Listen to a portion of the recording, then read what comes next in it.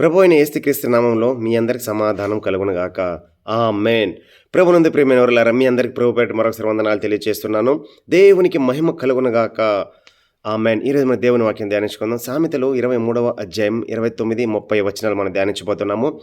ఎవరికి శ్రమ, ఎవరికి దుఃఖము, ఎవరికి జగడములు, ఎవరికి చింత, ఎవరికి హేతువు లేని గాయములు, ఎవరికి మంద దృష్టి, ద్రాక్ష రసంతో ప్రొద్దుపుచ్చు వారికే కదా, కలిపిన ద్రాక్ష రసం రుచి చూడ చేరు వారికే కదా. ఆమెను ఈ వాక్యం దేవుడు బహుగా దీవించిన గాక.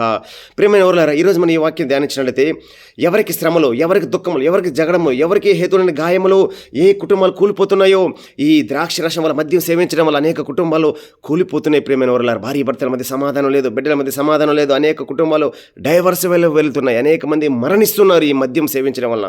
ప్రియమైన దేవుని బిడ్డలను ఏ బంధకులు విడిచిపెట్టాలని నీకు ఆశ నీలో ఉంటే చాలు.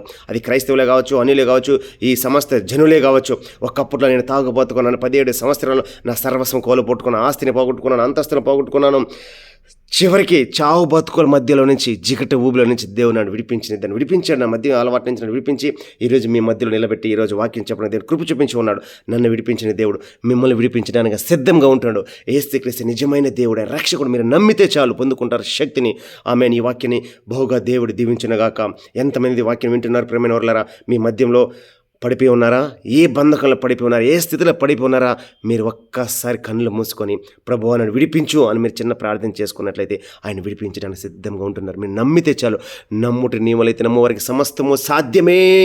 అవును ప్రియమైన వాళ్ళు, నా జీవితంలో చేసిన మేలు మీ జీవితంలో కూడా చేయడానికి సిద్ధంగా ఉంటున్నారు. మీరు నమ్మండి చాలు, విశ్వసించండి, మేలు పొందుకుంటారు, పరలోక రాజ్యం చేరుకుంటారు. అలా నశించిపోతున్న ఆత్మ అనేక మందికి ఈ శుభవార్తను తెలియచేయండి.